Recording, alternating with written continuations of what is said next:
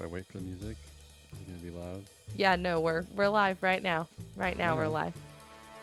No, it's not that loud. Live! Well, you just said that. From the Pope's Pontiff Cave, where it's Oh, 24/7 ESPN Plus. It's your daily dose of biz-tastic biz nuggets, joined as always by elusive Emma Lurking and marketable Matt Muscardi. Where the more like hell is Matt? missing Matt Muscardi. I know. I'm a pre-puked Christmas cookie, so that's kind of where my mindset has been these days. So is the cookie in your stomach, or is the cookie just a cookie? I don't know. It might be on my kitchen counter. Okay. So I don't All know right, what I'll stage ponder of the that process one. this. What stage of the pre-puke process we're at? Today in our frosted bag of nuggets called December 20th, 2021, a bunch of quasi-preachy headlines where I randomly yell, "Just saying" at the end, and Emma's fixation on Blackstone's, Blue Rocks, and billionaires. Oh God, Got it? I hate it already. Again, I ask, where's Matt? You know? Nope, no, literally no idea. Yeah, let's move on. Okay. GM's Mary Barra dismissed Cruise CEO Dan Amon over Mission IPO. That's the headline. Pre-Christmas sick burn. GM CEO Mary Barra fired Cruise CEO Dan Amon on December 16th. Jeez. While reportedly the two executives did not agree on Cruise's grand vision nor its IPO date, the pre-Christmas sick burn sad facts are that Dan Amon and Mary Barra are rivals.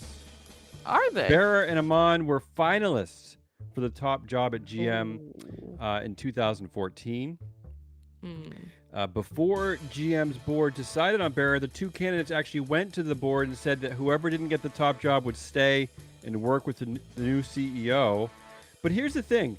Self-driving car company Cruise just might be the ultimate future of GM. So here are two things that won't do Mary Barra's quest for permanent power any good.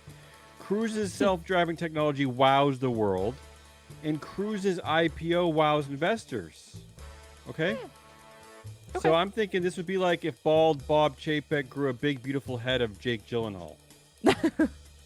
Stupid analogies aside, Mary killed Dan. You get it? Just saying. He's just saying is all.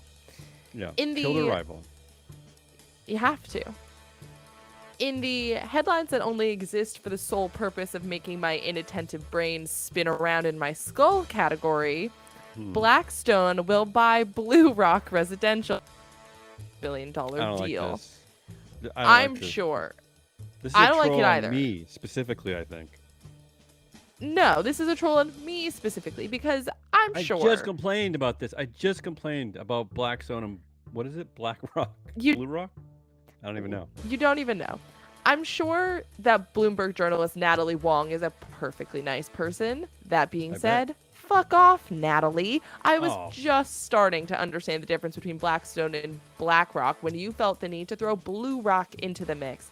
I spent so long, and I'll be very candid here, on Wikipedia understand the BlackRock Blackstone thing, and honest to God, it's not worth explaining that shit show. Just know that they used to be one thing and now they're separate things. Do we got it? Okay. Cheat sheet for distinguishing companies with portmanteau names that combine a color and for here we go. Okay. Blackstone is the Reese Witherspoon one. Elwood is Stone Cold. Blackstone, Reese Witherspoon one. BlackRock, the preachy CEO letter one. Your trick is Larry Fink is dumb as BlackRock. I like it. And finally, Blue Stone is the one that the Reese just bought. Blue is Elwood's new favorite color. I'm going to let you digest all of that, and I would also like to announce that I am opening a multinational investment management corporation called Chartreuse Granite. So excited for the future. That seems too elegant. That seems too poetic for those people. Yeah, you know, I do my best. I'm just saying. And is this, should I be thinking of new Reese Witherspoon, current, modern, or old? Like which Reese? It is new Reese Witherspoon. New Reese Witherspoon, okay. And was the old one. Okay, got it. All right. JP Morgan fined $200 million for not retaining staff's communications. JP Morgan Chase and Company is being fined for widespread failures to prevent employees from conducting business on personal devices and for its failure to preserve those communications. It's worth repeating. JP Morgan is being fined for long-standing failures to preserve staff's personal communications, including text messages, WhatsApp communications, and emails that related to its securities business. That's bad. We're talking about insider trading here. That's what we're talking about.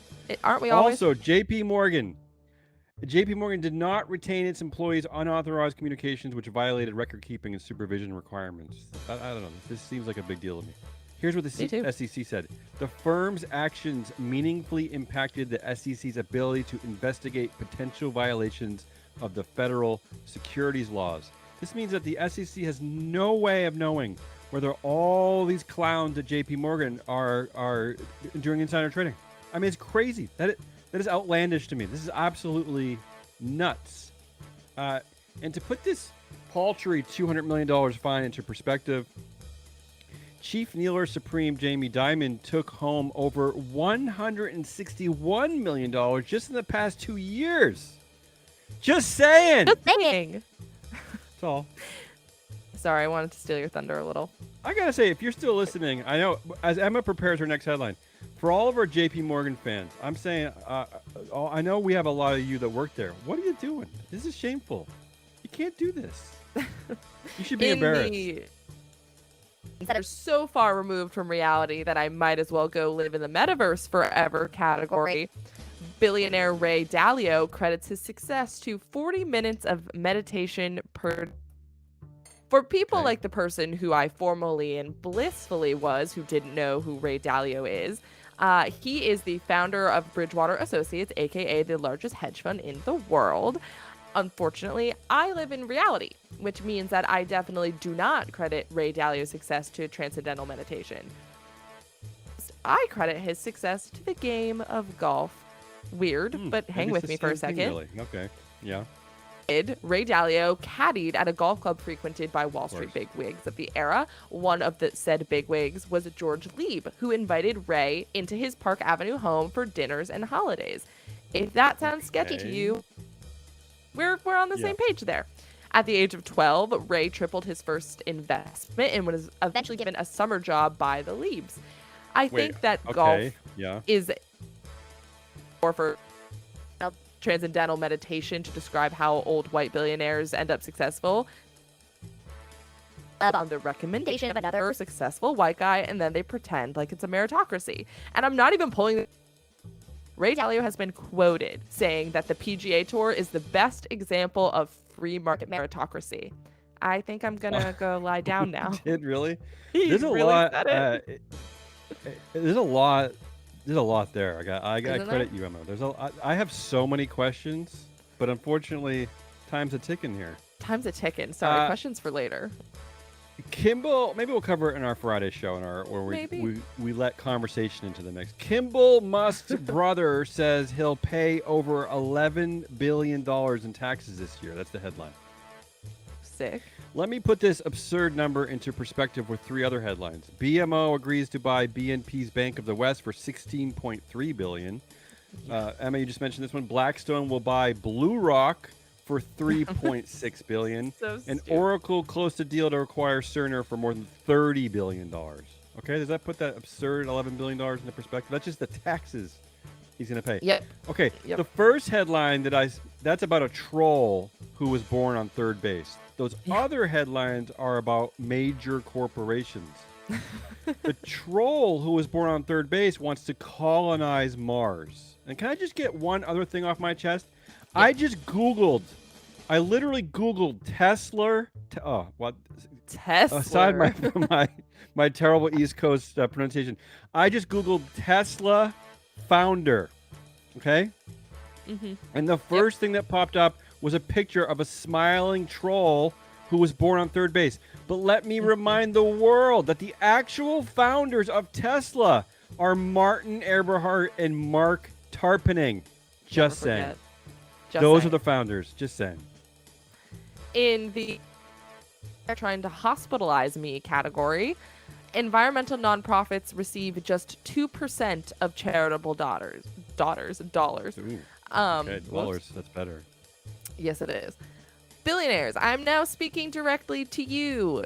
Donate better. We have an abundance of problems plaguing. There's a lot to choose from, but only one is going to wipe us all out if COVID doesn't do it first. I'd like to formally request that you focus your philanthropic funds on climate change. Thanks, and pay your taxes while you're at it. That'd be a good one, That too. one actually surprises me. I always thought that the environment was an easy one for billionaires to feel good about. Apparently not. Yeah, now it's all political. All right, a couple more just sayings here. Pope Francis reportedly calls domestic violence. It's not reportedly, he did. It's in an interview. Calls domestic violence against women almost satanic. Okay? Can't even be fully satanic. Thank you. You just stole the punchline. We don't cover Catholic Church CEO Pope Francis too much on this show. Maybe we have a bit of a U.S. bias. To be fair, we also don't talk a lot about NE or NL or even Intesa San Paulo. But I just got one thing to say to Catholic Church CEO Pope Francis. Almost satanic? Domestic violence against women is almost satanic? That's like calling Papa John's pizza almost pizza. That might be So true. in the spirit of the season, I'm saying it's finally okay to call Papa John's pizza pizza and domestic violence against women fully satanic. Just saying. The thing that's remarkable about this one too, not to keep going here, is that they made up Satan in the first place. So it's like, why does something have to be almost satanic? The whole thing just makes my mind spin. Really, it does. I don't know. This whole show is really making my head spin. mind-spinning headline. And finally, here's the headline. Whiplash on U.S. vaccine mandate leaves employers totally confused. That's out of the New York Times. Companies are struggling to figure out what to do as legal battles and rising COVID cases complicate their plans. Even up in the air, what does fully vaccinated mean? That's from the article. Oh, stop it, CEOs. You're totally confused? First of all, the pandemic has been going on for almost 2 complete years. You've had plenty of time to chip away at your confusion. And second, it's your job. And third, you're not actually confused. You're just saying that to be a troll. Get your stupid workers vaccinated. Just saying. That's it. That's all I got for today. That was Business Pants with Damian Rollis, Missing Matt Miscardi, and me, Emma Lurking. We will be back tomorrow with some more business nuggets. Just tune in again and again and again and again until it becomes habit, and we just automatically turn on your computer. Maybe Matt. That's how that works. If you're a Matt fangirl or fanboy, maybe he'll be back. Maybe we'll be back. I don't know. Thanks for listening. Bye.